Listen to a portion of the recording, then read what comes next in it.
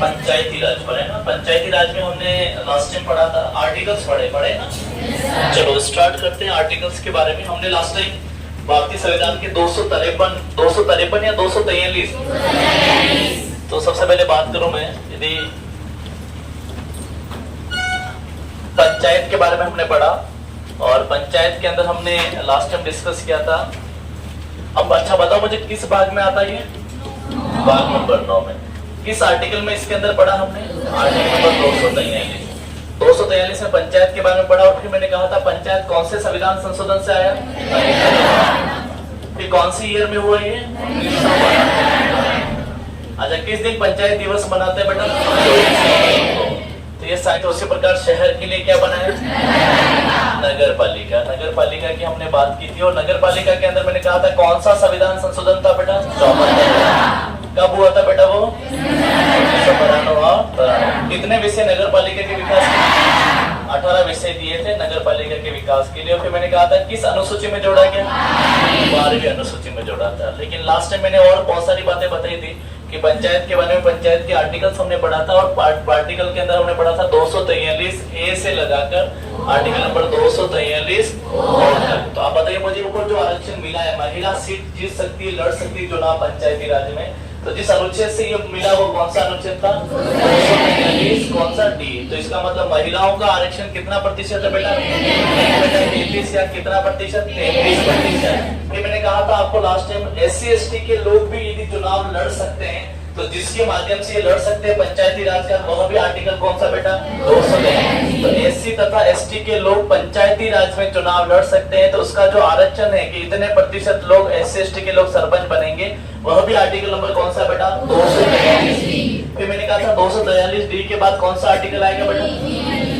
D के बाद क्या आएगा? ई मतलब क्या बेटा? यानी कार्यावधि। कार्यावधि का मतलब कितने समय तक एक गांव का सरपंच रहेगा? तो 5 वर्ष तक। कहां तक रहेगा? मैंने कहा था 243 ई के बाद क्या आएगा? ए मतलब क्या बेटा? मतलब पंचायत की अयोग्यता। इसकी बात की बेटा? भारत के अंदर पंचायत का चुनाव नहीं लड़ पाएगा, उसकी अयोग्यता, योग्यताओं की बात की जाए तो जिस आर्टिकल में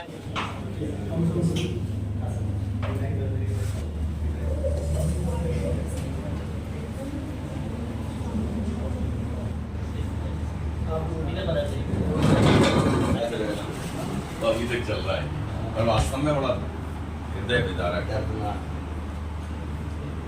आप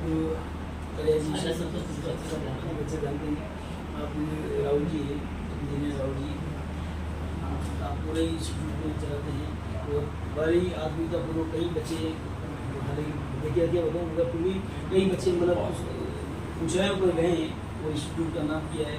और सब सभी पूरे वर्ग के आते हैं, इसमें सभी समुदाय के आते हैं। फ्री ऑफ कॉस्ट, इसमें तो हम चार्जेस नहीं लेते हैं ज़्यादा, किसी बच्चे से कोई भी हिडन चार्जेस नहीं। अच्छा, टोटल फ्री ऑफ कॉस्ट है।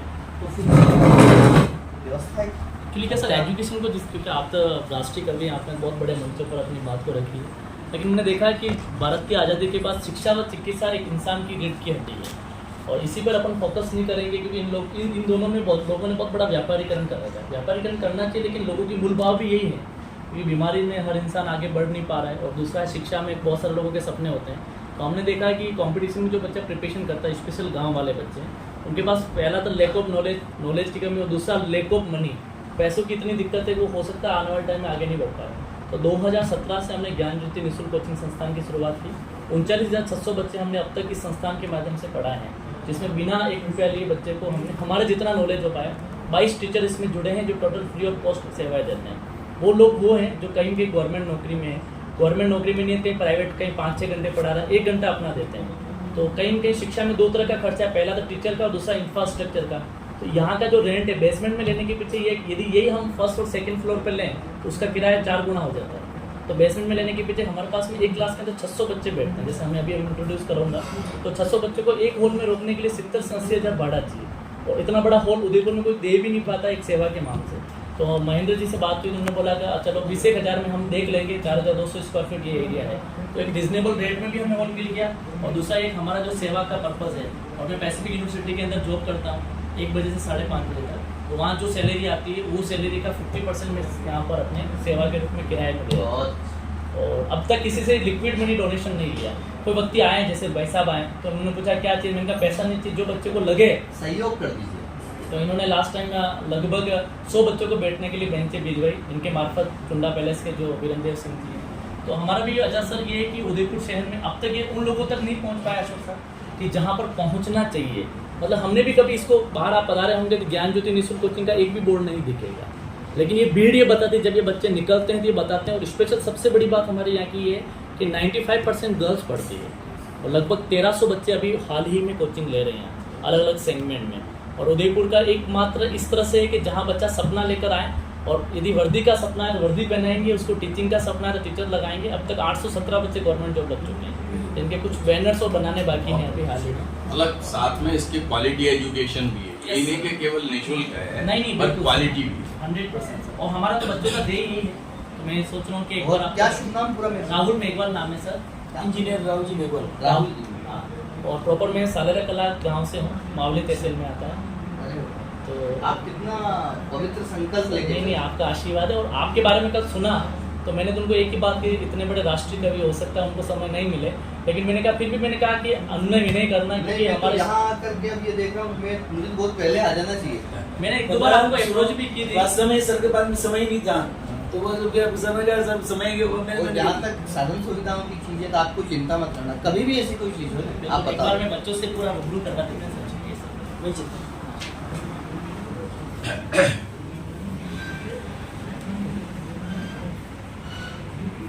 चलिए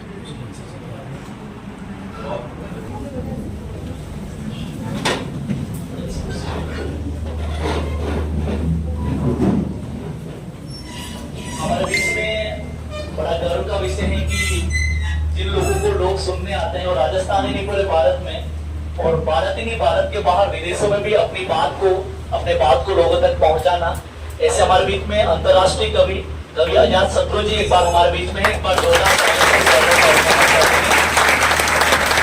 भाई साहब के बारे में से मैं मेरे शब्दों से क्या कहूँ, क्योंकि भाई साहब को सुनने के लिए न जाने हजारों नहीं लाखों की संख्या में लोग भीड़ इकट्ठी होती है। और मैंने कहा मेवाड़ का बड़ा हीरा जो वाकई में आप और हम लोग आज पहली बार हमारे सदन में बैठने की बात हम इनको सुनेंगे, लेकिन जब भी मैं आजाद भाई साहब को मैं देखता हूँ सुनता हूँ, मूल्य काम जो कर रहे हैं आजाद भाई साहब हमारे बीच में एक बार जोरदार ताली से हम जिस संस्कृति को पढ़ते हैं और जहाँ पर इससे पहले आपके पूरे सदन में काफी बच्चों को नवलखा महल में हमने आप सभी को विजिट कराया, वहाँ के आपने 16 संस्कार देखे, वहाँ की जो गतिविधि देखी, वहाँ का कल्चर को देखा। और आर्य समाज जो आज उदयपुर के अंदर एक अलग अनूठी पहल कर रहा है कि किस तरह से शिक्षा में बच्चे आगे बढ़ पाए, जो विडंबना है अंधविश्वास है उससे कैसे दूर जाया जाए और उस तरह से बच्चों को शिक्षा के लिए, क्योंकि हम आरएस के प्रीलिम्स में पेपर में देखते हैं तो दयानंद सरस्वती जी का एक क्वेश्चन बनता है कि कहाँ वो रहे, कहाँ उन्होंने सत्याग्रह प्रकाश का लेखन किया। और आर्य समाज के अभी उदयपुर के अध्यक्ष महोदय अशोक जी आज हमारे बीच में एक बार जोरदार तालियों से स्वागत है। साथ ही हमारे विनोद जी राठौर साहब हमारे बीच में एक बार जोरदार तालियों से स्वागत चाहूंगा कि एक बार 2 मिनट हमारे बीच में कुर्सी पर आप विराजे, आज के मुख्य अतिथि के रूप में आप पद ग्रहण करें। एक बार जोरदार तालियों से स्वागत है। आज के कार्यक्रम में हमारे विशिष्ट अतिथि के रूप में अशोक जी आर्य साहब है हमारे बीच में, एक बार जोरदार तालियों से स्वागत है। और विनोद जी मैं सबसे चाहूंगा आप भी तशरीफ रखें। मैं चाहूंगा बच्चे आप अपना अपना स्थान ग्रहण कर लें।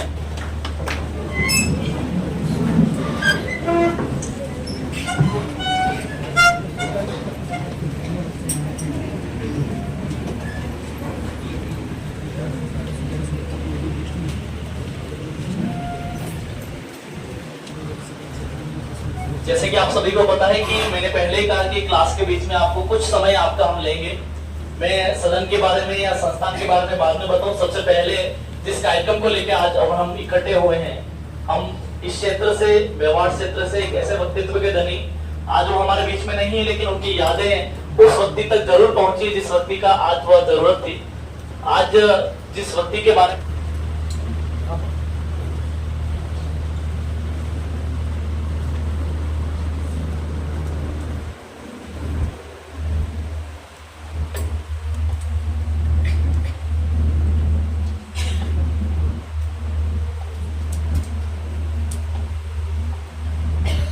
तो सबसे पहले चाहूंगा आज के कार्यक्रम के मुख्य अतिथि महोदय परम आदरणीय आजाद शत्रु जी आए और मैं चाहूंगा सबसे पहले उनको ऊपर आकर स्वागत में अभिनंदन करूं।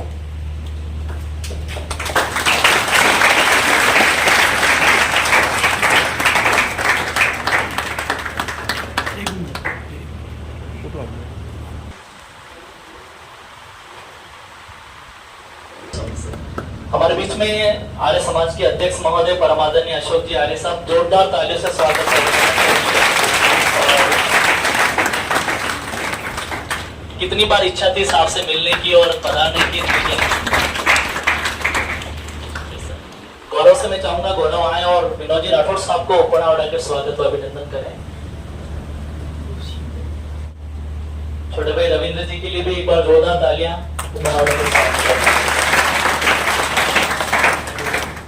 थोड़ा सा मैं परिचय, क्योंकि अशोक जी आर्य साहब से पहले एक दो बार मिलना हुआ है। आजाद शत्रु जी को मैं थोड़ा मेरे साथ में हमने पढ़ाए थे, उसके बाद आप सभी के आशीर्वाद से अब तक 39,600 बच्चे हम पढ़ा चुके हैं। और सौभाग्य की बात है क्योंकि आप शिक्षा को लेकर, क्योंकि आप शिक्षा विभाग से भी हैं, और दूसरा सबसे इम्पोर्टेंट बात है, उससे ज्यादा गौरवान्वित करने वाली बात यह है कि आप एक बहुत बड़े अंतर्राष्ट्रीय कवि हैं जिसके माध्यम से लाखों की भीड़ आपको सुनने आती है। हम एक छोटे से सदन में आपका सम्मान कर पा रहे हैं, उसमें से 817 बच्चे ऐसे जो सरकारी सेवाओं में चयनित हो चुके हैं, और न जाने कितने बच्चे इस क्लास इस सदन में ऐसे हैं जो वेटिंग में आगामी एग्जाम आए और अपने सिलेक्शन को सरकारी सेवा में चयनित हो गए। अब तक इस कोचिंग की सबसे बड़ी विडंबना यह रही कि लगभग हमने 11 बिल्डिंगें बदली है, उसमें से 4 बार हम गंगोकुंड के अंदर गार्डन में पढ़ाया है। सबसे बड़ा हमारा सौभाग्य ये रहा है कि आप जैसे लोगों का मार्गदर्शन समय समय पर मिला है।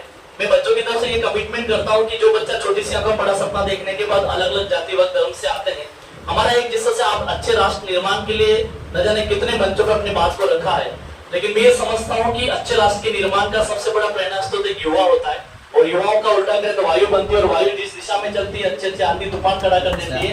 ये युवाओं का सदन है, युवाओं को समर्पित सदन है। क्योंकि आपने अलग अलग मंचों से अपनी बातों को रखा है, ज्यादा मैं समय नहीं लूंगा, लेकिन ये कि आपके विचारों से इन बच्चों में एक जान, एक ऊर्जा, एक सकारात्मक पॉजिटिविटी आ पाए। तो सबसे पहले सदन की गरिमा को बनाते हुए, ज्यादा समय नहीं लेते हुए, आज के कार्यक्रम के मुख्य अतिथि को पहले बुला देता हूँ, क्योंकि सबके पास भी बहुत कम समय है। तो कवि के भाग्य में इतने खूबसूरत चेहरे मिल जाए सवेरे सवेरे, तो उसका दिन कितना अच्छा बन जाता है। तो आज आपने मेरा दिन बना दिया है। तो प्यारी प्यारी बच्चियां, ये बेटियां, ये अपने उज्जवल भविष्य के लिए यहाँ पे अपना वक्त दे रही हैं। तो कहते हैं कवि के कंठ पे सरस्वती होती है।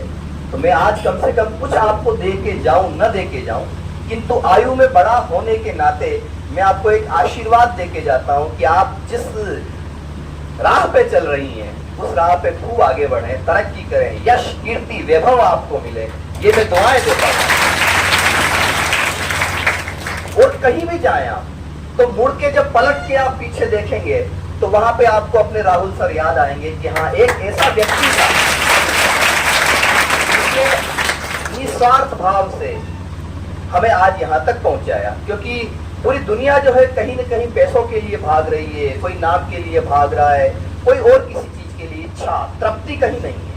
तृप्ति के एहसास का रहना जरूरी है, रस भिखारी दास का रहना जरूरी है, और तृप्ति की मृत्यु न हो जाए कहीं पर, इसलिए पढ़ाई की प्यास का रहना जरूरी है, जो आपके संकल्प हो सकते हैं।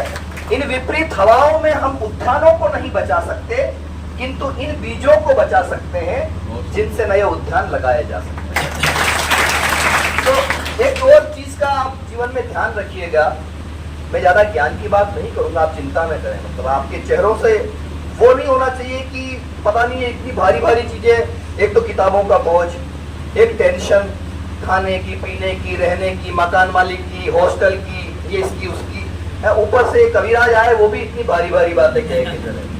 ऐसा नहीं है, मुस्कुराते रहिए। मैं आपको हंसाने आया हूँ, क्योंकि रुलाने के लिए तो आपकी रिश्तेदारी का हाँ, सच कह रहा हूँ। ज्ञान की हालत बहुत खराब हो गई है। एक आदमी ज्ञान बांट रहा था, बोले लोहा लोहे को काटता है, हीरा हीरे को काटता है। इतने में उस आदमी को पीछे से कुत्ते ने काट दिया। भीड़ में से आवाज आई, कुत्ता कुत्ते को काटता है। ज्ञान तो ज्ञान, गालियां बदल गई। दो बच्चे आपस में झगड़ रहे थे, एक बोला तेरी माँ राधे माँ, दूसरा बोला तेरा बापू आशाराम बापू। बात का है श्रुति कहां पहुंच जाती है। जीवन में सब कीजिएगा, अहंकार मत कीजिएगा। और अहंकार, देखिए मैंने चेहरे कम पढ़े हैं, चेहरे ही पढ़े हैं, किताबें कम पढ़ी, क्योंकि लोग अखबारों के आदी हो गए, वरना चेहरों पर भी क्या लिखा है। लोग अखबारों के आदी हो गए, वरना चेहरों पर भी क्या लिखा नहीं। और ये नहीं कहता कि मैं अंधों में था, अरे आंख वालों ने मुझे देखा नहीं। तो आंखें होना और दृष्टि होना, कहीं को चश्मा लग जाता है, लगा है, कहीं देख रहा हूं मैं, लेकिन दृष्टि नहीं होती। तो दृष्टि भीतर से जाती है। आदमी का सबसे महान शत्रु अहंकार मिट्टी में मिलाता तो मिलाता चला जाता, मिट्टी में मिलाता तो मिलाता चला जाता है। मादक से मादक पदार्थों का सारा मद एक एक घूंट में पिलाता चला जाता है। और परिणाम पूछना तो रावण से पूछ लेना, परिणाम पूछना तो रावण से पूछ लेना। बल से जो धरती हिलाता चला जाता है, एक दिन 10 शीश 20 भुजा का घमंड एक रामबाण पे चढ़ा के चला जाता है। मैं जिस यशस्वी पुरुष के सामने खड़ा हूं, मैंने उनके साथ, उनके सानिध्य में, उनके आशीर्वाद की छाव तले भी कविताएं पढ़ी। आप उनको देखते, हमारे अशोक जी भाई साहब ने, विनोद जी ने उन्हें साक्षात देखा हुआ, अभी मिले हुए। वो ऐसे दिव्य पुरुष थे कि उनको देखने के बाद आप लग सकते हैं, आपको इच्छा जागेगी क्या बात है। मेवाड़ का राजवंश ऐसा होता है, झाला लोग ऐसे होते हैं, ये परिवार है। यश, शूरता, वीरता, पराक्रम जिनको देख के प्रकट हो जाता था, वैसे हमारे घनश्याम सिंह जी कृष्णावत, उनकी स्मृतियां मैं चाहूंगा एक बार, ये बालिकाएं जितने बालक हैं, जोरदार तालियों से उनकी याद को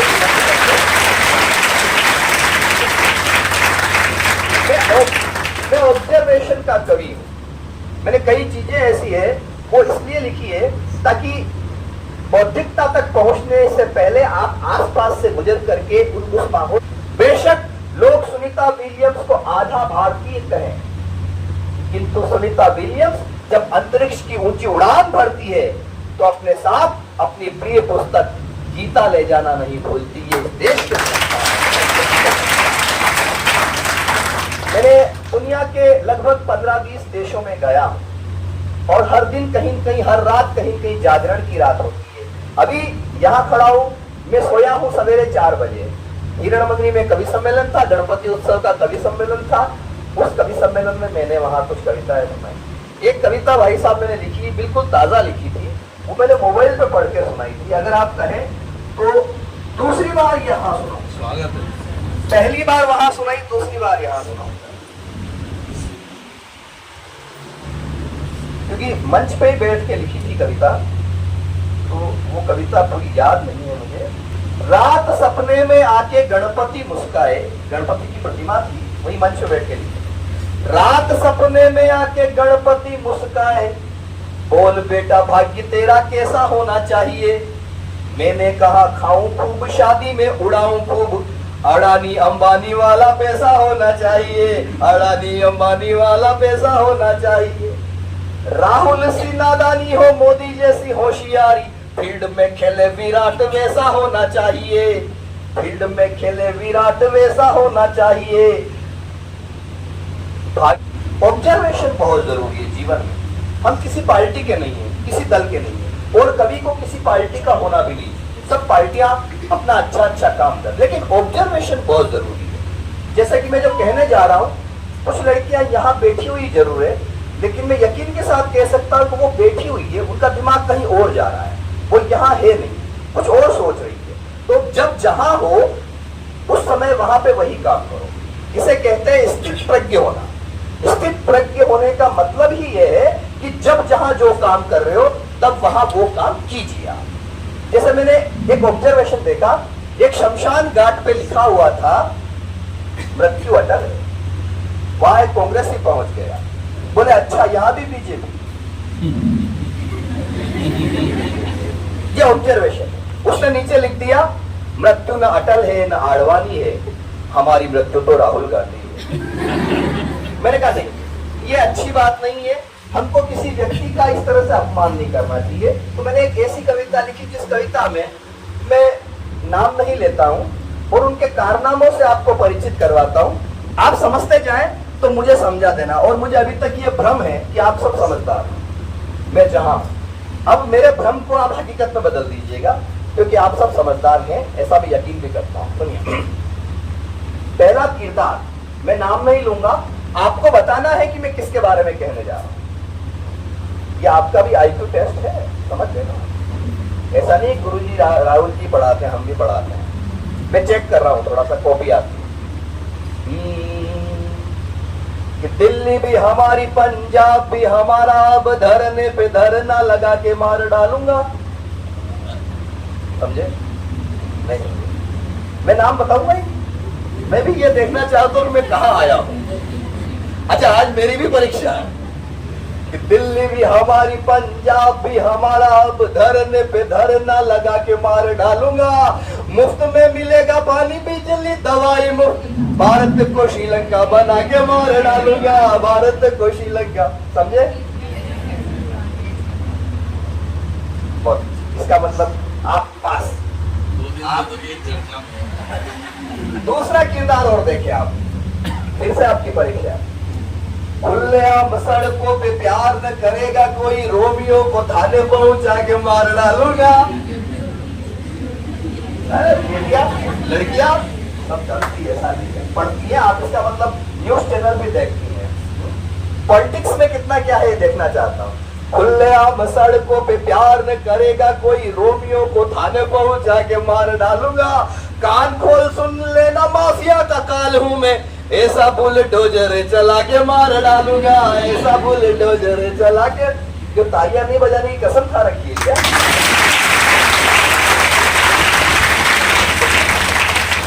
देखो बच्चियों, मुझे एक अलग तरह का वरदान मिला हुआ है। मेरी कविता पे जो श्रोता ताली नहीं बजाते हैं, उन्हें अगले जन्म में घर घर जाके बजानी पड़ती है। इसे कहते हैं बौद्धिक आतंकवाद। तो ऐसे नहीं बजाओगे तो हम वैसे बजवा लेंगे। हम तो खाली कुर्सियों से तालियां बजवा लेंगे, आप तो इतनी शक्तियां यहाँ बैठी हुई है। एक किरदार और देखें आप, फिर से टेस्ट है आपका, जाग के सुनना। मैं कई बार ढंग की बात कर लेता हूँ। पीछे जो लड़के हैं कुछ बेचारे अल्प प्रजाति के पुरुष प्रजाति, मुझे आप पे दया आ रही। आप यहाँ कैसे जीते हैं? तो एक किरदार और देखिए आप, संकट पड़ा यदि तो सलवार पहनूंगा। संकट देखिए, सबसे पहले अशोक जी समझे, जागृत है ना, इसलिए कहता हूं जागृत रहिए आप, कि एक ही पंक्ति में आप समझ जाए किसके बारे में। इनको वो नाम भी याद आ गया। और मेरा तो सौभाग्य ये है कि मैंने तो कई बार उनके सामने कविता पढ़ी है। किंतु हमारे एक कवि हुए डॉक्टर उर्मिलेश, बदायूं के रहने वाले बड़े कवि थे। उन्होंने कहा, जो सही है वो बात बोलेंगे, पूरी हिम्मत के साथ बोलेंगे। साहिबो हम कलम के बेटे हैं, कैसे हम दिन को रात बोले।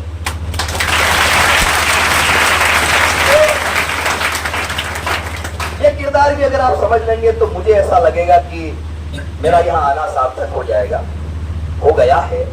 और अगर नहीं भी समझो तो धीरे से समझो कि अपने चेहरे को ऐसा बना लो कि पड़ोसी को पता लग जाए आप समझ लो। कम से कम अपना तो ख्याल रखो, अपने चेहरे को ऐसे बना लो, हाँ समझ गए, ताकि पास वाले को पता है समझ गए। ये किरदार और सुनिए कि संकट पड़ा यदि तो सलवार पहनूंगा, संकट पड़ा यदि तो सलवार पहनूंगा, स्वदेशी हूँ विदेशी चबा के मार डालूंगा। तो वहां पे मैं इनसे डांस नहीं करवा दूं, मैं अपना नाम बदलूंगा। एक किरदार ऐसा है, अब तक आपको चौथी पंक्ति तक प्रतीक्षा करनी पड़ी थी कि कौन होगा क्या होगा।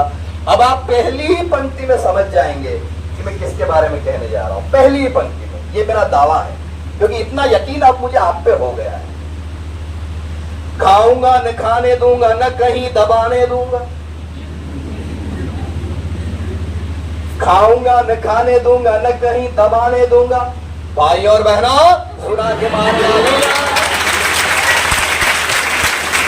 ऐसे नहीं, ऐसा मुझे हाथ हवा में उठा के ताली बजा दिया।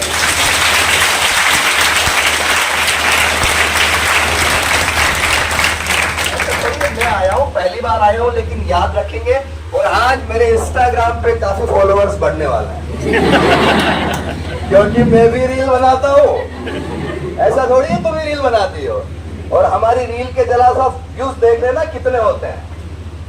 कि खाऊंगा न खाने दूंगा न कहीं दबाने दूंगा, भाइयों व बहनों सुना के मार डालूंगा। मैं उन सौभाग्यशाली कवियों में शामिल हूं जिन्होंने पिछली 8 मार्च को, इस समय अंतर्राष्ट्रीय नारी है, तब मैंने रामलला मंदिर प्रांगण में अयोध्या में कवि सम्मेलन का संचालन किया।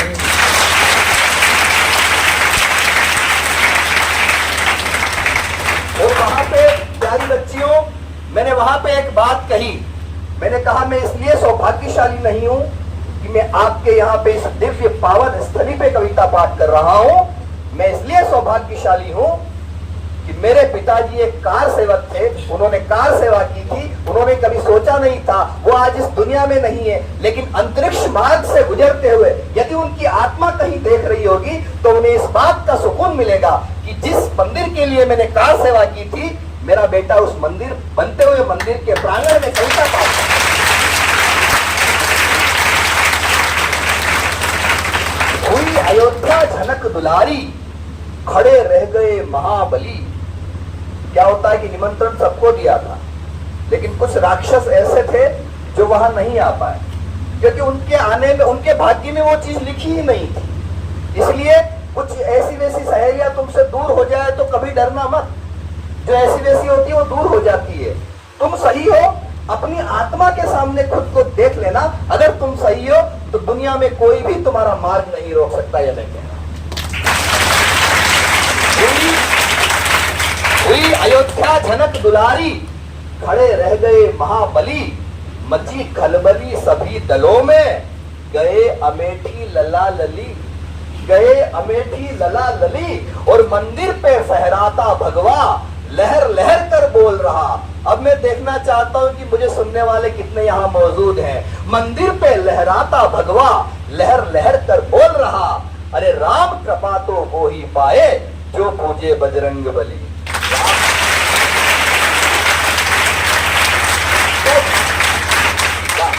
अब मुझे वो कवि सम्मेलन की फीलिंग आ रही है जिसे मैं बड़े बड़े लिफाफे लेने के बाद में पेश करता हूँ।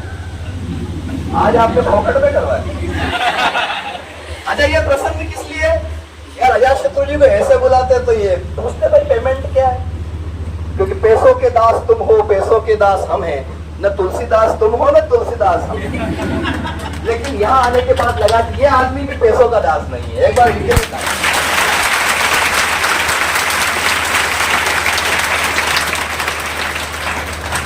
खाऊंगा न खाने दूंगा न कहीं दबाने दूंगा, भाइयों व बहनों सुना के मार डालूंगा, भाइयों व बहनों सुना के मार डालूंगा। वनवास भेज दूंगा राम के विरोधियों को, समझना, वनवास भेज दूंगा राम के विरोधियों को। राम जी का मंदिर बना के मार डालूंगा।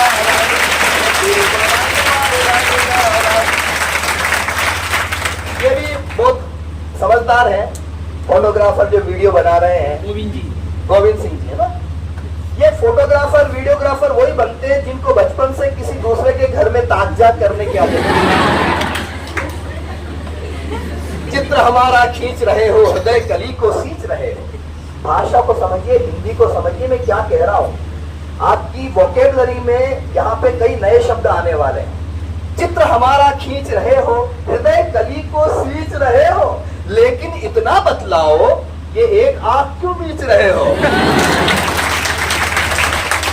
तो ये भी कोई बात है? मतलब पुरुष को देख के पुरुष आंख बीच रहा है। तो हिंदी पखवाड़ा भी चल रहा है। रानी पटरानी दासी के समान लगती है, जाने कब स्वर्णमयी प्रात फिर आए। देवनागरी की गागरी भरेगी अमृत से। बच्चों ध्यान रखना, देवनागरी वो लिपि होती है जिसमें हम लिखते हैं। आजकल के बच्चे समझते नहीं। देवनागरी की गागरी भरेगी अमृत से, मृतक जनों में नव प्राण फूंकवाएगी और देश की अनेकता को एकता में ढालने को देख लेना, हिंदी सही भूमिका निभाएगी।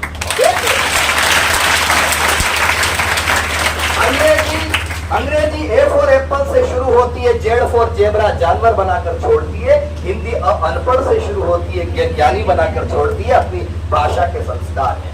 देश की अनेकता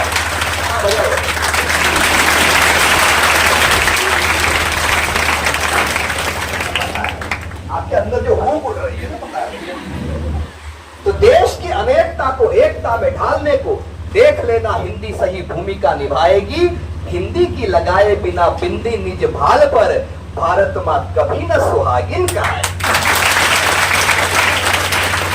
तो कविता जो है वो कविता में 3 अक्षर है। क यानी कल्पना, कविता, क यानी कल्पना, वी यानी विचार, ता यानी तालमेल। जहां कल्पना और विचारों में बेहतर तालमेल शुरू हो जाता है, वहां कविता सार्थक हो जाती है, सिद्ध हो जाती है। जैसे मैंने लिखा कि कानों में कुंवारी के जो रहती है बालियां, ये तुम्हारे मतलब की है।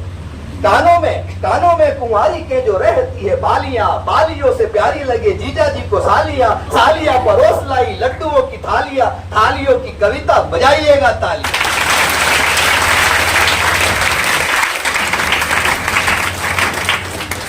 अब तो हो सकता है राहुल जी ये सोच रहे होंगे कि मैंने क्या सोच के बुलाया और क्या क्या करूंगा, वही आप चिंता न करें, मैं आपकी इज्जत को बढ़ा के जाऊंगा। किरदार कई है। एक किरदार ऐसा है, सुनो, एक किरदार ऐसा है जिस किरदार पे अगर मैं नहीं लिखता, फिर वहीं पे आ जाओ। कहां पे? वहीं पे। नाम नहीं ले रहा हूं, समझना आपको है, पक्का? वो किरदार ऐसा, उस किरदार के बारे में मैं नहीं लिखता तो मेरा इस कविता को लिखना ही गलत हो जाता। वो किरदार कौन सा है? जहां भी प्रचार करने के लिए जाऊंगा मैं, अपनी ही पार्टी मिटा के मार डालूंगा। समझे? अरे नाम नहीं लेना है, नाम बिल्कुल आचार संहिता का पालन करना है, नाम नहीं लेना। बस समझ जाओ तो ताली बजा दो। हाँ मैं समझ गया। अभी तक एडवांस सुन लो, पूरा एडवांस पेमेंट मत करो, और वो है भी नहीं। जहां भी प्रचार करने के लिए जाऊंगा मैं, अपनी ही पार्टी मिटा के मार डालूंगा, अपनी ही पार्टी मिटा के मार डालूंगा। खुद की तबाही पर चिंतन शिविर होगा, बैंकों में छुट्टियां मना के मार डालूंगा। एक और आता है उत्तर प्रदेश की राजनीति, बस इतना सा इशारा कर रहा हूँ। यूपी की राजनीति, अशोक जी यहाँ हैं, इन्होंने अपने जीवन के रास्ते पे जितने समाज सेवा के कार्य किए हैं, बहुत कम लोग शायद आप अशोक जी से परिचित होंगे, लेकिन जो उदयपुर में आते हैं वो नवलखा महल में जाते हैं। और उदयपुर के पर्यटन स्थलों में एकमात्र ऐसा कोई एक पर्यटन स्थल है जो आपको सिखाने का काम भी करता है, बाकी सब दिखाने का काम करते हैं, ये सिखाने का काम करते हैं। एक बार जोरदार तालियां इसके लिए। उत्तर प्रदेश की राजनीति कि खाली यदि मुझसे कराओगे जो बंगला, तो बंगले की टोटियां चुरा के मार डालूंगा। याद करो, अखबार कम पढ़ते हो लेकिन पढ़ते हो थोड़ा बहुत, न्यूज चैनल कम देखते हो, कोई दिक्कत नहीं है, आप पढ़ाई कीजिए, बस थोड़ा ध्यान रखिए कि हवाओं में क्या हो रहा है। खाली यदि मुझसे कराओगे जो बंगला, तो बंगले की टोटियां चुरा के मार डालूंगा। आपकी सुनूंगा नहीं, बाप की सुनूंगा नहीं, साइकिल को पंचर करा के मार डालूंगा। साइकिल एक अंतिम किरदार सुन, अंतिम किरदार, वो एक बयान दिया उन्होंने अशोक जी की, चाहे मेरी गर्दन पे छुरी रख दो, मैं भारत मां की जय नहीं बोलूंगा। चाहे मेरी गर्दन पे छुरी रख दो, मैं भारत मां की जय नहीं बोलूंगा।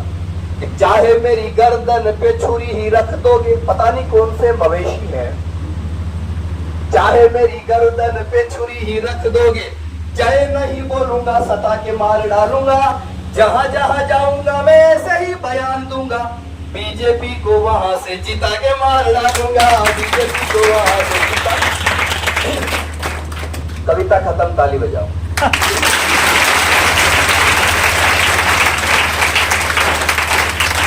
ये भी आपको बताना पड़ता है, क्योंकि अभी आप कवि सम्मेलन के वो श्रोता नहीं है, लेकिन आज मैंने अपने श्रोता यहाँ कुछ तैयार कर दिया। हो सकता है कुछ दिनों के बाद ये बोले कि भैया को कब बुला रहे, आजाद जी को कब बुला रहे हैं, ऐसा बोलोगे कि बोलोगे? पक्का? तो मेरे फॉलोअर्स बढ़ेंगे या नहीं बढ़ेंगे? और मेरे जैसे कवि के फॉलोअर्स बढ़ने चाहिए कि नहीं चाहिए, मैं पूछना चाहता हूं आपसे।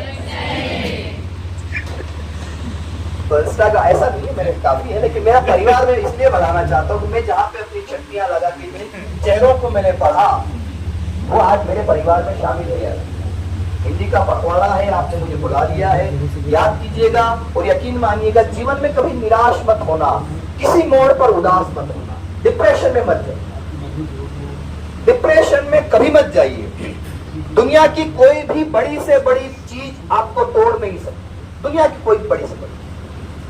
चीन के पास अगर श्रम की शक्ति है, अमेरिका के पास डॉलर की शक्ति है, तो हिंदुस्तान वो देश है जिसके पास परिवार की, संस्कार की, संस्कृति की शक्ति। मैंने आपको कहा था, याद होगा। बस याद रखिएगा कि जहां भी जाएं आप कुछ ऐसा करके दिखाएं कि आपके परिवार वाले और आपके शिक्षक है वो सदैव आप पे गर्व करे, महसूस करे आपको कि हाँ, हमारा बालक। मैं एक कविता, जिस कविता के लिए मुझे बुलाया जाता है, वो कविता मैं आपको सुनाता हूँ। किंतु चूंकि मैं खुद भी पढ़ाने का काम करता हूँ, राहुल जी आप भी पढ़ाने का काम करते हैं, आप भी पढ़ाने का काम करते हैं, मैं भी पढ़ाने का काम करता हूँ, तो रिश्ते में हम साड़ू भाई हैं। आजकल के बच्चे वैसे बच्चे नहीं रहे जो एक जमाने में हुआ करते थे। आजकल डायरेक्ट गूगल से डाउनलोड होते हैं, वो बच्चे नहीं होते, बाप होते हैं। मैंने एक बच्चे से पूछा, मैंने कहा बेटा ये बताओ सत्य और भ्रम में क्या अंतर है? बोले गुरुजी आप हमको पढ़ा रहे हैं ये सत्य है, लेकिन हम पढ़ रहे हैं ये आपका भ्रम। मैंने कहा बेटा ये बताओ शादीशुदा किसे कहते हैं?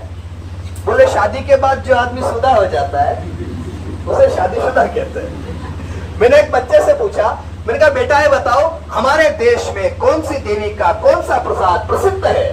बोले राबड़ी देवी का लालू प्रसाद। एक बार एक सरकारी स्कूल में आग लग गई, सारे बच्चे खुश हो गए। सरकारी स्कूल में आग लग गई, सारे बच्चे खुश हो गए। बोले सबसे बड़ी टेंशन ये स्कूल था, इसी का राम नाम सत्य हो गया। एक बच्चा रो रहा था, मैंने उससे पूछा तू क्यों रो रहा है? बोले आग स्कूल में लगी है, वो मास्टर जी तो बाहर खड़े हैं, तो आप कभी बाहर मत खड़े रहना। अरे मैं बेदला में रहता हूँ राहुल जी, वहां पे बेदला में पुराने महल, अशोक जी जानते हैं, उन पुराने महलों में स्कूल चलना शुरू हो गया। पुराने महलों में खंडहर होते हैं, उनमें व्यवस्थित करके और स्कूल वही शुरू कर दिया। हमको, मुझे आज भी याद है, हमको वहां पढ़ाने के लिए एक टीचर आते थे जिनका नाम था राजेंद्र पंडित। क्या नाम था? राजेंद्र पंडित। वो घर से सोच के आते आज किसको ठोकना। तुमने भी कभी किसी टीचर की बचपन में मार खाई है? हमने, और हमने कैसे खाई है बता रहा हूं। वो घर से सोच के आते आज किसको ठोकना है, और जिसको ठोकना होता उसकी तरफ देख के मुस्कुराते, जैसे मैं वो टोपी वाले की तरफ देख के मुस्कुरा रहा। अच्छा, पुराने टीचर जो होते थे वो पहाड़े वगैरह पूछते थे, 10 का पहाड़ा, 15 का पहाड़ा, ऐसा पूछते थे। हमारे स्कूल में अशोक जी एक नीम का पेड़ था। वो नीम का पेड़ नहीं था, वो वर्कशॉप था। उसके नीचे बच्चों की डेंटिंग पेंटिंग होती थी, और कोई कुछ जवाब नहीं दे तो गुरुजी का एक ब्रह्म वाक्य, चलो नीम के नीचे। एक दिन मैं क्लास में गया, गुरुजी आए राजेंद्र पंडित, मेरी तरफ देख के मुस्कुराए, बोले खड़े हो जाओ। मैं खड़ा हुआ, बोले सुनाओ 15 का पहाड़ा। मैंने कहा नहीं आता है। बोले चलो नीम के नीचे। उन्होंने नीम के पेड़ के नीचे ले जाकर मेरे साथ जो सांस्कृतिक कार्यक्रम किया, मैं 10 दिन तक स्कूल नहीं गया, लेकिन प्यारे बच्चों 10 दिन के बाद जब मैं स्कूल गया तो 15 तो क्या 25 तक के पहाड़ याद थे। राजेंद्र पंडित आए, पुनः मेरी तरफ देख के मुस्कुराए। इस बार मैं भी मुस्कुराया। मैं मुस्कुराया, वो मेरे कॉन्फिडेंस को ताड़ गए, समझ गए। बोले सुनाओ 27 का पहाड़।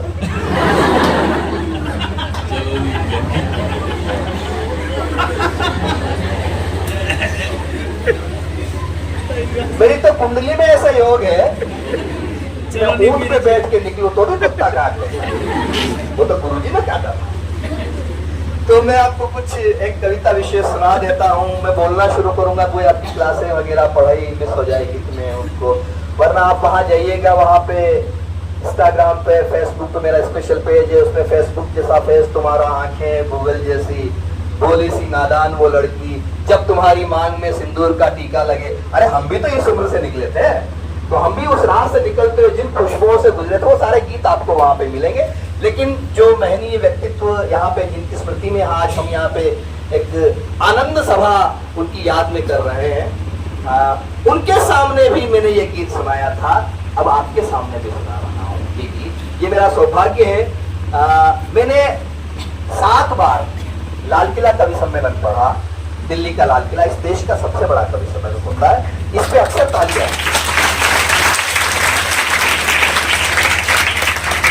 और 15 देशों की यात्रा के होने के साथ साथ इस देश के महनीय प्रधानमंत्री नरेंद्र मोदी जी ने मेरी किताब का विमोचन किया था अहमदाबाद के सरदार पटेल स्टेडियम में। उस किताब का नाम था आधी कटोरी चांदनी। मोदी जी ने मेरी किताब का विमोचन किया। इन्होंने मुझसे मांगा ही नहीं परिचय, तो मैंने भी दिया ही नहीं परिचय। परिचय क्या होता है? परिचय ये होता है कि आप गए, कवि शुरू हुए, कविता पढ़ी, लोगों तक पहुंचे, लोगों ने समझ लिया हाँ आदमी ढंग का है, कुछ न कुछ कविता अच्छी कर सकता है, इतना का। एक चीज का ध्यान रखिएगा, जीवन में हमारे प्रदेश या कौन कौन राजस्थान से बाहर से भी है या राजस्थान की है, हम राजस्थानी जीवन में 3 काम बड़े जानदार शानदार तरीके से करना जानते हैं। पहला वार, दूसरा प्यार, तीसरा व्यापार। वार जब करते हैं तो कारगिल की घाटियों में कैप्टन अजय आहूजा की तरह अपने जान की बाजी लगा देते हैं, पीठ नहीं दिखाते। प्यार जब करते हैं तो रेतीले धोरों की धरती में ढोला और मारू के गीत गूंज उठते हैं, मीरा के भजन गूंज उठते हैं। और व्यापार जब करते हैं तो लक्ष्मी मित्तल बन के पूरी दुनिया पे छा जाते हैं, हम करके दिखाते। और ये सुनाता हूं आपको ऐसा गीत जो भीड़ का भी है और नीड़ का भी है। जब हम कम लोगों में कविताएं सुनाते हैं तो हमें ऐसा लगता है कि हम पांडवों में कविताएं सुना रहे हैं। जब हम ज्यादा लोगों में सुनाते हैं तो हमें ऐसा लगता है हम कौरवों में कविताएं सुना रहे हैं। लेकिन आज आप कम हैं तो पांडव की श्रेणी में है, क्योंकि 5-6 ही तो है पीछे बैठे हुए। तो इसलिए एक बार मेरा इन भाइयों के लिए, इस युवा भारत के लिए भी आपकी तालियां, नारी शक्ति। डरना है जीवन में, नहीं डरना कभी, हम हैं यहाँ। 4, 5, 6 साल हो तो कोई बात नहीं, हमेशा हिम्मत से और सर झुका के नहीं, सर उठा के चलना है। बस इधर उधर मत देखना, इधर उधर देखे और गया। क्योंकि क्या है, नारी क्या है? शक्ति। क्या है? पुरुष सहन शक्ति। हाय रे सबला पुरुष तेरी यही कहानी, मुंह पे है मूंछ और आंखों में पानी। अच्छा, गुस्सा आना मर्द की निशानी है, गुस्सा आना मर्द की निशानी है, लेकिन गुस्से को पी जाना शादीशुदा मर्द की निशानी। विज्ञान ये कहता है पुरुष के शरीर में 1.5 लाख नसें होती है, विज्ञान कहता है। लेकिन पत्नी जानती है कौन सी वाली कब दबाती। पति का नाम शंकर हो, इससे कोई फर्क नहीं पड़ता, आनंद लो बस, आनंद। जिसकी मस्ती जिंदा है उसकी हस्ती जिंदा है, वरना कुछ लोग इस देश में जबरदस्ती जिंदा है।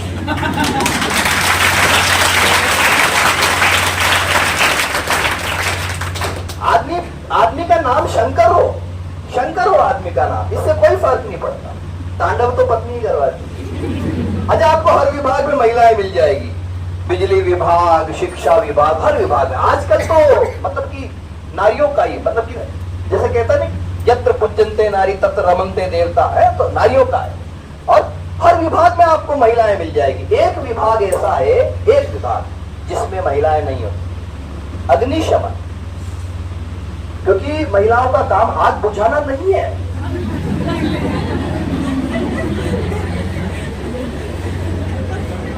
लेकिन यही वो बच्चियां हैं, यही वो महिलाएं हैं जो पुरुषों के जीवन को, भाइयों के, पिताओं के जीवन को स्वर्ग से सुंदर बना देती है। एक बार अपने ये बाद वाली बात कहनी ज्यादा जरूरी है, क्योंकि मुझे अब कविता सुनानी तो वो गीत विशेष सुनाता हूँ। परिहास नहीं, अलग चीज है, आप समझ सकते हैं। उपहास नहीं, परिहास। जो मैं अक्सर अपनी बहन से भी करता था, हम घर परिवार में माँ से भी करते हैं। और मुझे कुछ देर कविता पाठ करने के बाद में पता नहीं ऐसा फीलिंग आया कि जैसे ये भी मेरा परिवार है, राहुल जी का परिवार, ये मेरा अपना परिवार है। एक गीत विशेष सुनाता हूँ। कविता दर्द का ताजमहल है तो आनंद की अजंता है। कविता शिव का विश्वान है तो राम की शक्ति पूजा है। कविता कृष्ण की गीता है तो तुलसी की रामायण है। किंतु कविता जब कमनीय और रमणीय कंठ पर उतरती है तब वो अजात शत्रु बन जाती है। इधर पद्मिनी दर्पण देखे उधर लो खिलजी मूर्छित हो। जहां हुमायूं लाज बचाने बहिना की आकर्षित हो। चंदन का बलिदान जहां पर कर देती माताएं हो। जिस माटी का कण कण गाता जोहर की गाथाएं हो। गोरा बादल राजस्थान, शेरों बादल राजस्थान, गौरव माटी राजस्थान, जोड़ी छाती राजस्थान। क्या बात है, मैं सहयोग करता हूँ।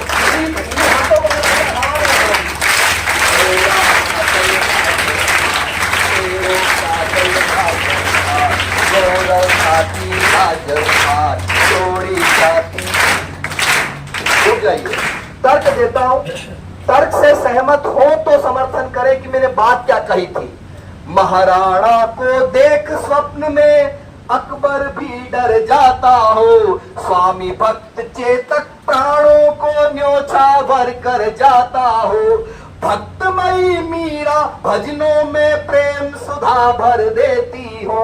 पूरे विश्व का इतिहास उठा के देख लीजिएगा, एक स्त्री को मैं जब देखता हूं तो उस स्त्री के चरणों में मेरा सिर झुक जाता है।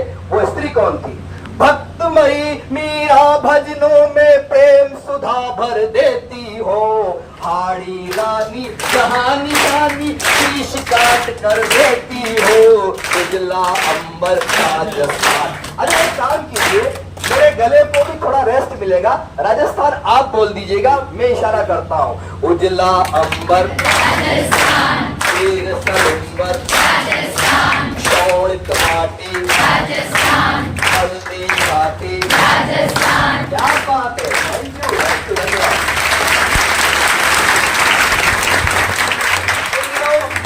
जिन दिनों कारगिल का युद्ध हुआ, भरतपुर के पास एक गांव है अजान, जहां की गायत्री देवी ने अपने शहीद पति की अर्थी को कंधा दिया। आप कल्पना करें उस स्त्री के दिल पे क्या गुजरी होगी जिसने सुहाग का जोड़ा पहनकर शमशान तक की यात्रा की। मैं गायत्री देवी की चेतना तक और इन धड़कनों तक कविता की ये पंक्तियां पहुंचाता हूं। सुनिए। आन बान और मर्यादा की पानीदार कहानी है। हाँ, पानीदार कहानी है। प्राण जाए पर वचन जाए, राजस्थानी पानी है। पति की अर्थी को कंधा क्षत्राणी ही दे सकती है। और एक ऐसी पंक्ति, आप मेरा नाम भूल जाएंगे लेकिन ये पंक्ति आपको जीवन भर याद रहेगी। पति की अर्थी को कंधा क्षत्राणी ही दे सकती है। परमाणु विस्फोट यहाँ की धरती ही सह सकती है। हाँ, धरती ही सह सकती है। बोला कड़कड़ राजस्थान। भूल जाते हो, एक साथ कोई भी स्वर खामोश न रहे। बोला कड़कड़ राजस्थान, अन्य पोकरण राजस्थान, सबसे प्यारा राजस्थान, मारा मारा राजस्थान। क्या बात है, क्या बात है। आखिरी पंक्तियां पढ़ के मैं अपनी वाणी को विराम दूंगा। और मैंने अभी तक अपने को 5% खर्च किया है, 95% बचा के जा रहा हूं। बन गया इनका वीडियो, बढ़िया बन गया। आज तो अद्भुत अद्भुत वक्त जिया हमने। आन बान और मर्यादा की पानी दा। एक पंक्ति जो है, जिस पंक्ति की वजह से मुझे याद किया जाता है कि मैं कहाँ का रहने वाला हूं। ये लिखी मैंने जरूर है लेकिन मुझे लिखवाई है मेरे शहर के लोगों ने। आप यहाँ आसपास के शहर से होंगे, उदयपुर कोपर से बहुत कम होंगे लेकिन आसपास से। लेकिन जब आप उदयपुर देखते हैं तो आपको लगता है कितना सुंदर शहर है। लेकिन मैं तो इस शहर में पैदा हुआ तो इस मिट्टी का कर्ज है, उस कर्ज को मैंने एक पंक्ति में उतारने की कोशिश की है। झीलों की नगरी के आगे स्वर्ग मिले ठुकराता हूँ। झीलों की नगरी के आगे स्वर्ग मिले ठुकराता हूँ। इस मिट्टी में जन्म लिया है, गीत यहाँ के गाता हूँ। हल्दी घाटी की महिमा पर दिल्ली भी शर्मिंदा है। हम मेवाड़ी लोग हमारी आन पान पे जिंदा है। तो नीलो घोड़ो गर्जित छोड़ो चंबल माही वीर सिपाही। बहुत बहुत धन्यवाद। गजब का वक्त गुजरा, गजब का वक्त गुजरा, दिल का सौदा हो गया आखिर। मोहब्बत की हवेली जिस तरह नीलाम हो जाए, उजाले अपनी यादों के हमारे साथ रहने दो। न जाने किस गली में जिंदगी की शाम हो जाए। सितारों को आंखों में महफूज रख लो, बड़ी दूर तक रात ही रात होगी। मुसाफिर हो तुम भी, मुसाफिर है हम भी, इसी मोड़ पर फिर मुलाकात होगी। बहुत बहुत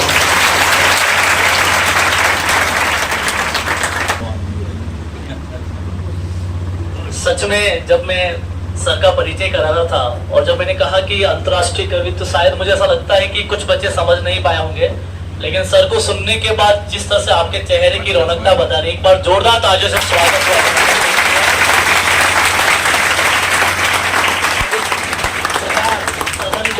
सदन के माध्यम से अपनी बात को रखा और जिस तरह से बच्चे प्रफुल्लित थे, हो सकता है कुछ बच्चे मेरे डर से नहीं बात कर पा रहे, लेकिन मैं बता दूं सर कि ये बच्चे आपके आने के बाद जिस तरह से एक एनर्जी इनके अंदर बुस्टअप हुई है। मैं सच महीने में आज पहली बार साहब को पहली बार लाइव सुना है। सर के एक बहुत जो प्यारा राजस्थान में हमेशा जब भी कभी लगता है कि इधर उधर सफर कर रहा हूँ तो मैं सुनता जरूर, और यही मैं चाह रहा था कि लास्ट की पंक्तियों में प्यारा राजस्थान का आप अपनी बात को रखें। तो एक बार जोरदार तालियां साहब विचारों के माध्यम से आप बीच में रखा। और मैं चाहूंगा क्योंकि अब बड़े भाई साहब सर ने जैसे कहा कि ये परिवार है और परिवार का सदस्य, आप उम्र में बड़े हैं तो हमारे यहाँ के संरक्षक हैं। जब भी आपको समय मिले, अमूल्य समय मिले, जब भी इधर से आपका निकलना हो तो ये समझना ये ज्ञान ज्योति निःशुल्क परिवार आपका है, आपके बच्चे हैं, इनको आशीर्वाद देने जरूर पधारें। ज्यादा बड़ी बात तो नहीं कहूंगा, लेकिन इस क्योंकि आपने इतनी बढ़िया तरीके से अपनी बात को रखा, सिखाते हैं और सिखाने में सबसे बड़ी परंपरा आती है आर्य समाज। इससे पहले एक आपके बीच में गोष्ठी हुई थी, मैं अशोक जी सर को कहना चाहूंगा, इससे पहले जो पंडित जी पधारे थे अपने सेक्टर 4 में, तो वो यहाँ पधारे थे और बच्चों की आज सबसे पहले तो मैं जिन महान व्यक्ति को हम आज स्मरण कर रहे हैं, कृष्णावत साहब, उनको नमन करता हूँ, उनकी स्मृति को नमन करता हूँ। और मुझे जैसे आपने कहा, मुझे उनका सानिध्य मिला और मैं एक शब्द में उसको अगर निरूपित करना चाहूँ तो मैं कहूँगा वो यज्ञ पुरुष थे। मैं अभी इसी बात को आपके सामने बताऊंगा इसलिए कहूँगा। अच्छा, भाई साहब ने, अजात शत्रु जी ने जो समा बांधा, थोड़ा सा उससे शुष्क की तरफ तो जा रहा हूं मैं, पर कृपया साथ दीजिएगा। तो आपने स्वर्ग की बात कही थी, ये स्वर्ग क्यों नहीं छोड़, स्वर्ग को छोड़ने के लिए इसलिए तैयार हो गए थे कि उदयपुर की जो रमणीयता है, मनमोहकता है, वो स्वर्ग जैसी ही है, वरना स्वर्ग को छोड़ने को कोई तैयार नहीं होता। अच्छा, आप में से कितने लोग हैं, अगर ऑप्शन दिए जाए स्वर्ग और नर्क के, तो क्या चुनेंगे? कोई ऐसा है नर्क चुनेगा? अच्छा, स्वर्ग नर्क के बारे में आपकी एक जो धारणा है वो क्या है कि मरने के बाद मिलता है, यही है ना? तो मैं यहाँ आपको ये कहना चाहता हूँ, मरने के बाद न स्वर्ग मिलता है न नर्क मिलता है। जो कुछ मिलता है वो इसी समय आपके इस जीवन में मिलता है। स्वर्ग किसे कहते हैं? महर्षि दयानंद जी महाराज कहते हैं, सुख विशेष का नाम स्वर्ग है, जहां सुख ही सुख हो, और दुख विशेष का नाम नरक है। तो हम इसलिए सुख चाहते हैं कि जीवात्मा सुख की ही तो तलाश करता है। आप क्यों पढ़ रहे हैं? इससे दुख मिलेगा आपको, इसलिए पढ़ रहे हैं। आपको पता है कि आप जो प्राप्त करने जा रहे हैं, जिसकी आशा में आप मेहनत कर रहे हैं, वो कहीं ना कहीं आपको सुख देने वाला है। और कल को अगर ये पता चल जाए आपको कि नहीं ये तो गड़बड़ हो जाएगी, सारा दुख मिलेगा, तो बताइए कोई पढ़ेगा? नहीं पढ़ेगा, है ना? तो इसलिए सुख की इच्छा में ही हम आगे बढ़ते हैं। और एक बात और कह दूं मैं, जीवात्मा के पास सब कुछ है, भगवान ने भर भर के दिया है, पर एक चीज अपने पास रखी है, वो है सुख। इसीलिए सुख को तलाश करते हुए, आध्यात्मिक साधनों का प्रयोग करते हुए हम अपनी भौतिक आवश्यकताओं में संलग्न होते हैं। उसको उसकी उपेक्षा नहीं है, वो प्राप्त करना ही है, वो भी सुख का साधन है, पर वस्तुतः अध्यात्म जो है वो आनंद का साधन है। अब ये सुख प्राप्त कैसे होगा? 1 लाख रुपए की सैलरी पैकेज मिल जाए महीने का, उससे सुख मिलेगा? 10 लाख का मिल जाए, 25 लाख का मिल जाए, उससे सुख मिलेगा? बताइए। मिल सकता है, पर जरूरी नहीं मिलेगा। अगर ऐसा होता तो जिन धनाढ्यों के नाम भाई साहब ने लिए थे अपनी कविता में, वो सुखी ही सुखी होते। और आपको पता है उनको नींद भी नहीं आती। आज एक बात बताता हूं आपको। मुसोलिनी इटली का डिक्टेटर था, कोई छोटी मोटी बात थी? एक भरे पूरे देश में जो कह दे वो हो जाएगा, ऐसा व्यक्ति था मुसोलिनी, पर उसको नींद नहीं आती। बताइए वो सुखी था? 6 महीने से अनिद्रा के रोग से पीड़ित था वो।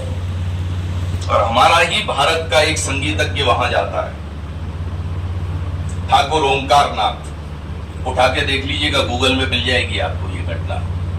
वो वहां जाते हैं और जैसे ही अपनी रागिनी बजाते हैं, उनको लगता है कि मेरा चित्त बड़ा शांत हो गया। तो वो कहते हैं कि आप मेरे घर पे आइए। वो घर पे जाते हैं रात के समय, डिनर के बाद। जब वो अपनी रागिनी सुनाते हैं, 6 महीने के पश्चात उसको नींद आई, और जब वो सुबह उठा तो वो चिड़चिड़ा मुसोलिनी चिड़चिड़ा नहीं था। आप और हम जानते हैं कि एक दिन भी नींद नहीं आए ना, तो दूसरे दिन हम चिड़चिड़े हो जाते हैं, किसी चीज में मन नहीं लगता। तो वो सुखी कैसे हुआ? इसका मतलब सुख न साम्राज्य में है, न पैसे में है, धन संपत्ति, ये एक साधन है। ये जरूर है, ये नहीं होते तो हम बहुत सारी चीजों से वंचित रहते हैं, तो इसको कमाना तो जरूरी है, परंतु असल उद्देश्य हमारा ये नहीं होना चाहिए। मैं 1 मिनट आपसे क्षमा चाहूंगा, मुझे थोड़ा, अगर पैकेज में सुख होता, मैं ये नहीं कह रहा हूं आप उसके लिए कोशिश मत करिए, बिल्कुल करना है, वो साधन है, परंतु अगर सुख मिलता तो हमारे राहुल भाई पैसिफिक में कर रहे हैं ना, राहुल, क्या दिक्कत थी? करो, मस्त रहो। इनको क्या आवश्यकता थी कि इन्होंने चिंतन किया कि मैंने तो ठीक है अपना गंतव्य प्राप्त कर लिया भौतिक समृद्धि का, परंतु बहुत से युवा ऐसे भटक रहे हैं जिनके पास साधनों की कमी है, जिनके पास मार्गदर्शन की कमी है।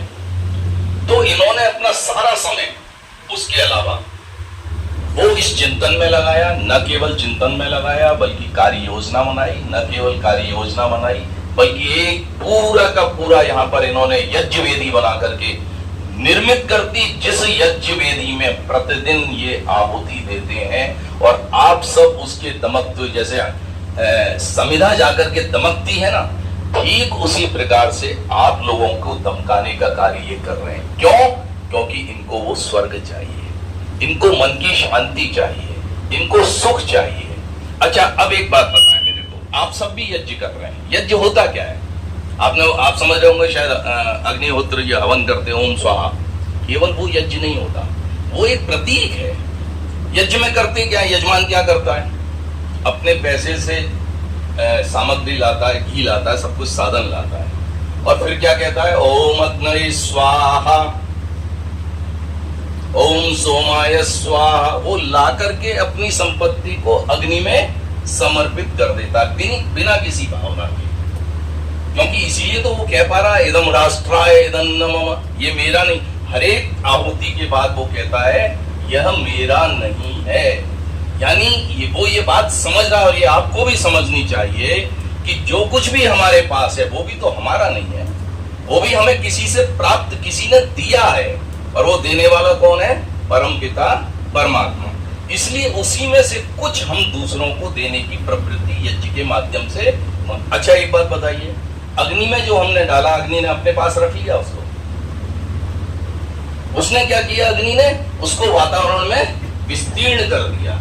यानी आपने जो सुगंधित द्रव्य डाले थे वो कई गुना बढ़ करके जनता जनार्दन के पास पहुंच गए।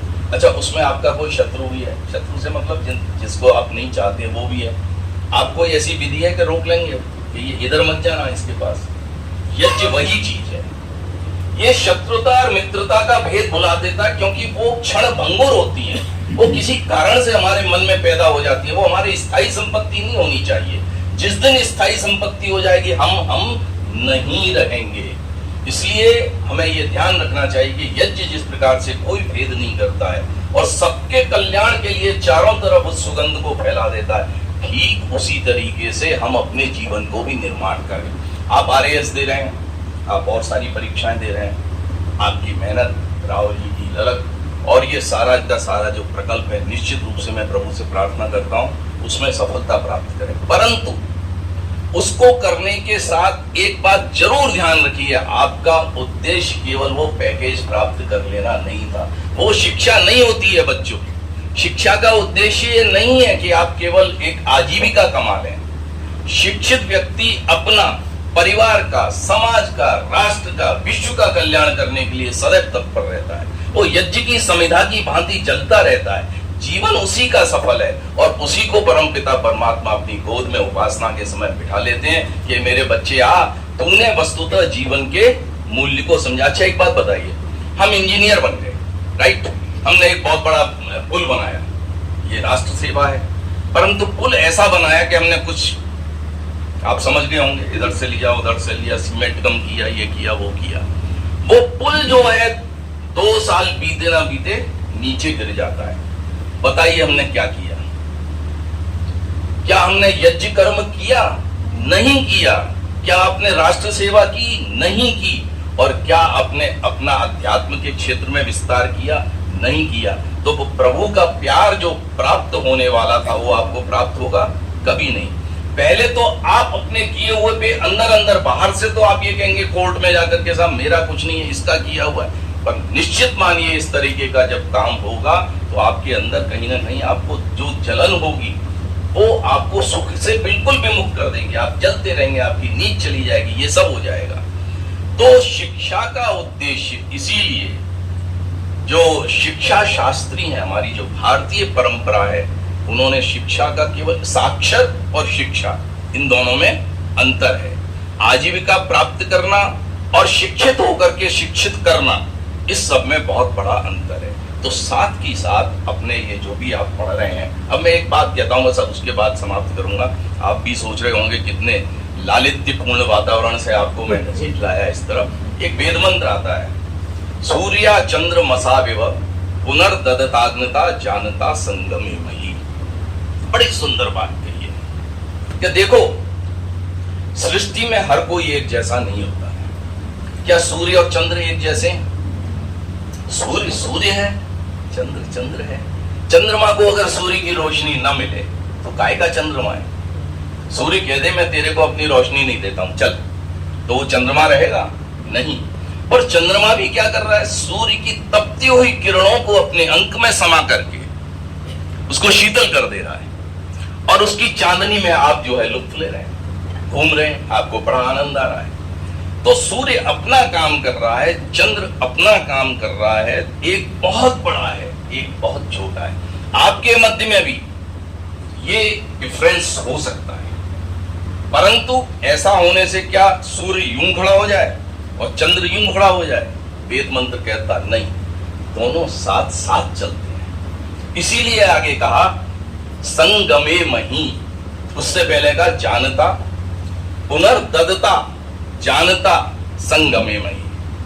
आप देना सीखो, जीवन में देना सीखो। आपको एक क्वेश्चन का उत्तर आता है, आपके साथ वाले बच्चे को नहीं आता, प्लीज हेल्प, उनको सहायता करिए। ये नहीं उसमें नकल में सहायता मत करिए, यानी उसको समझाने में सहायता करिए। आपको आता है तो उसको दीजिए। चुम्बक आप कहेंगे कभी आकर्षित करता है अपनी तरफ, करता है? कब करता है? आपको पता कैसे चला गया? आपने कील रख दी और कील को उसने आकर्षित कर दिया, पर क्या उससे पहले कौन सी घटना हुई थी? उसने अपना चुंबकत्व कील को दिया, तभी वो चुंबक उसको खींच पाया। तो बच्चों, आपके भी अगर दायरा, आप चुंबक बनना चाहते हैं आप अपने व्यक्तित्व को चुंबकीय बनाना चाहते हैं तो आपको देना सीखना पड़ेगा। जिसे देंगे वही आपकी तरफ खिंच करके आएगा। चुंबकत्व तो आपका तभी काम करने वाला है। एक बात। दूसरी, जानो सबको। कई बार आपको लगेगा ये यार बड़ा अनएक्सपेक्टेड बिहेवियर कर रहा है मेरे साथी बच्चा, तो उसकी प्रॉब्लम को समझो। There must be some cause. ऐसे ही नहीं हो जाती हैं चीजें, हम यूं ही उड़ाने लग जाते हैं, अरे इसका तो नेचर ही ऐसा है, इसका स्वाद नहीं। उसके वेद मंत्र कहता है कि उसको जानिए। आप क्या सोचते हैं, कर्ण को सबसे बुरा मानते हैं? क्या कर्ण में सारी खराबियां थी? हर व्यक्ति में, मैं लंबा हो जाएगा इसलिए नहीं जाऊंगा उदाहरण की तरफ, हर व्यक्ति में कुछ ना कुछ गुण होते हैं। उन गुणों को बढ़ाने की कोशिश करिए, और उसमें अगर कोई विपरीत गुण है उन गुणों, और यही चीज अपने साथ करिए। केवल दूसरे के लिए नहीं है, पहले अपने साथ करना है, पहले चुंबक बनना है, फिर दूसरे को चुंबक बनाना है। जब ये दोनों चुंबक बन जाएंगे तो मेल संभव हो जाता है। और इसलिए कहा संगमे मही। लास्ट बात कह दी उन्होंने, एक साथ चलो। इसमें क्या है देखिए, मैं एक बस उदाहरण देके समाप्त करूं। पिता है, पुत्र है, आपने देखा है कभी? सबने देखा है, उसको उंगली पकड़ते हैं। पिता की चाल तो बहुत तेज है और पुत्र की बेचारे की इतनी है, तो दोनों क्या करते हैं? पिता चलाते चलाते उसको थोड़ा सा तेज कर देता है और अपने को धीमा कर देता है। तो बोलिए संगमे में ही हो जाता है या नहीं हो जाता है? ये है संगमे में। इस तरह से हम एक साथ चलें। हमसे जो कमजोर हैं, हमारे जो साथी विद्यार्थी हैं, वो हमसे कुछ कमजोर है किसी भी चीज में, हम उसकी उसमें हम रुक जाएं। ये नहीं कि भाग रहे हैं हम, उसकी परवाह नहीं। वेद कहता है कि ये जरूर करना चाहिए। मैं इसलिए आप लोगों के बीच में बोल रहा हूं, इसलिए इसको इस तरीके से कह रहा हूं।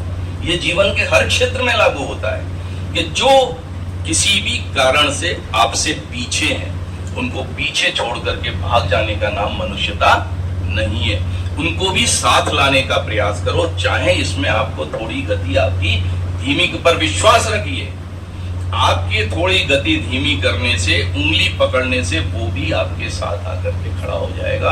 और समाज वही है, इंस्टीट्यूशन वही है, परिवार वही है, समाज वही है जहां संगमे मही की भावना चरितार्थ होती है। तो अपनी बात को विराम देता हूं मैं, और मैं आशा करता हूं कि थोड़ा बहुत आप मुझे अभी विनोद जी कह रहे थे कुछ, शायद कुछ पंखे वगैरह की बात, तो वो जो भी हो आप लगवा लीजिए।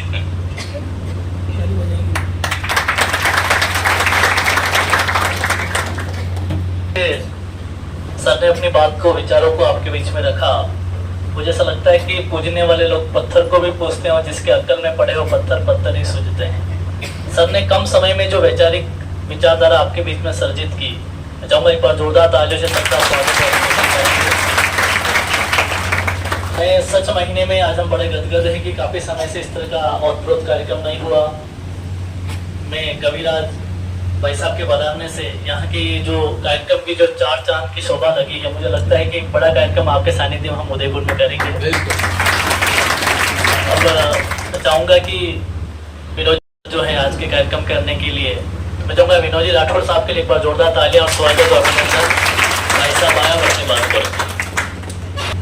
उदयपुर ही नहीं अपितु संपूर्ण राजस्थान एवं भारत का प्रतिनिधित्व करने वाले हमारे राष्ट्रीय कवि महोदय श्रीमान लब्ध प्रतिष्ठित व्यक्तित्व आदरणीय श्रीमान आचार्य जी सतु साहब, जो आपके साथ में जो मेरे जो पल बिताए हैं वो हमेशा मुझे स्मरण रहेंगे, हमेशा याद रहेंगे कि बीते हुए लम्हों की कसक खास तो होगी, कि बीते हुए लम्हों की कसक खास तो होगी, वे ख्वाबों में हो चाहे मुलाकात तो होगी, ख्वाबों में हो चाहे मुलाकात तो होगी। कि वो साथ गुजारे हुए लम्हात की दौलत, कि वो साथ गुजारे हुए लम्हात की दौलत, रे जज्बात की दौलत, ख्यालात की दौलत, रे कुछ पास ना हो पास ये सौगात तो होगी, रे बीते हुए लम्हों की कसक खास तो होगी। प्रशांत सिंह साहब का जो स्नेह आशीर्वाद तो मुझे जो प्रचुर मात्रा में जो मुझे प्राप्त रहा, उसके शब्दों में मैं जितना भी कहूँ उनको गुणगान करूँ उतना कम है। कि क्या है कि भूल जाते हैं मगर लोग उनको कुछ ना कुछ फिर भी याद रहता है। कि प्यार है एक निशान, में गायन के माध्यम से इसको दोहरा देता हूँ। प्यारी है एक निशान कदमों का, जो मुसाफिर के बाद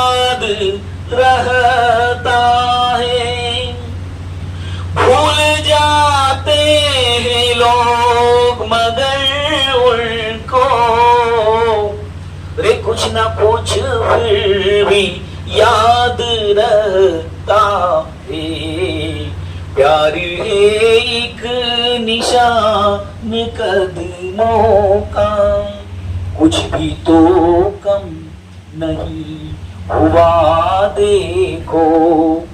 जख्म है फूल है बहारे, कुछ भी तो कम नहीं हुआ देखो। जख्म है फूल है बहारे, आप नहीं हो मगर आप ही आप हो। कृष्णा साहब की शिविर, आप नहीं हो मगर आप ही आप हो।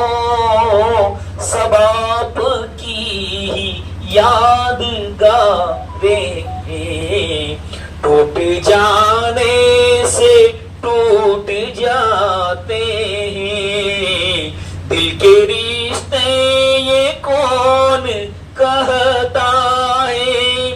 भूल जाते हैं लोग मगर उनको कुछ ना कुछ फिर भी याद रहता है। रोक लेती है राह में यादें, जब भी इसमें होता है याद होती तो याद आई जाती है। रोक लेती है राह में यादें, जब भी राहों से हम गुजरते हैं। रोक लेती है राह में यादें, जब भी राहों से हम गुजरते। खो गए कहाँ में जो उनको आंसुओं में तलाश करते। दिल पे हल्की सी चोट लगती है, दर्द आंखों से फूट बहता है। भूल जाते हैं लोग मगर उनको कुछ न कुछ फिर भी याद रहता है। प्यारी है एक निशान कदमों का, जो मुसाफिर के बाद रहता है।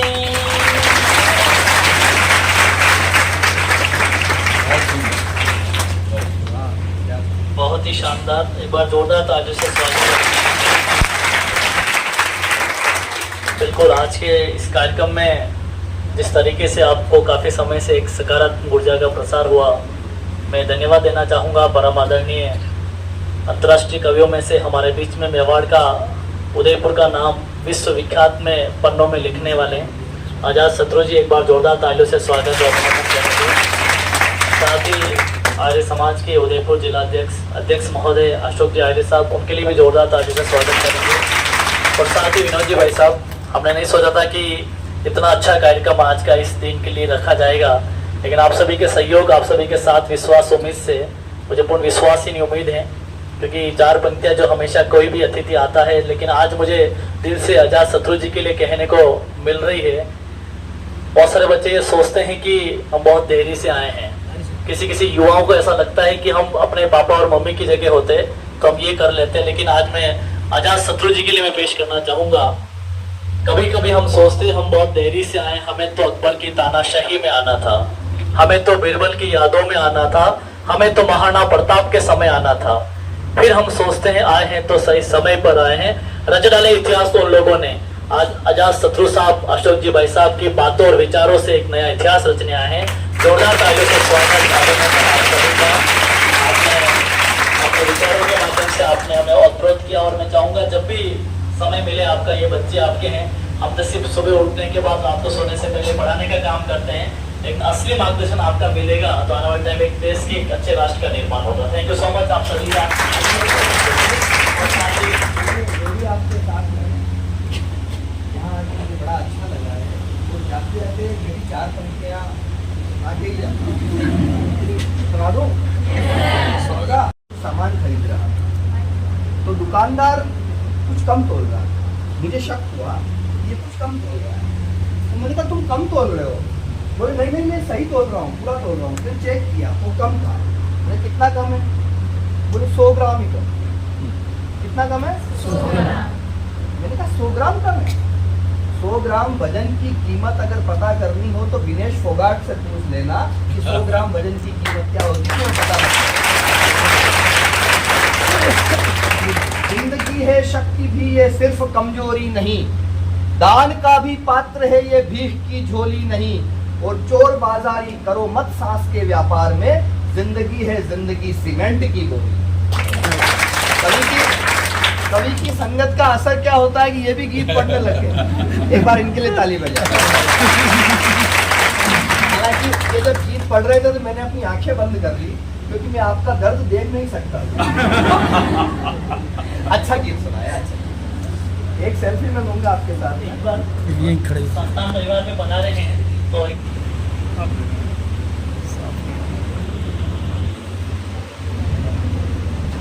बहुत बहुत धन्यवाद सर। बहुत अच्छा लगा। अशोक जी बहुत बहुत अशोक जी से बड़ा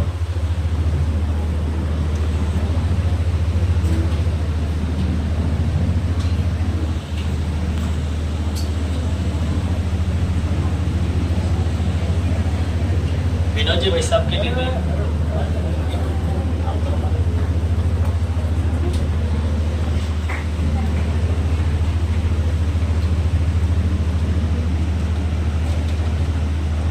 बहुत बहुत धन्यवाद। एक बार जोरदार तालियां।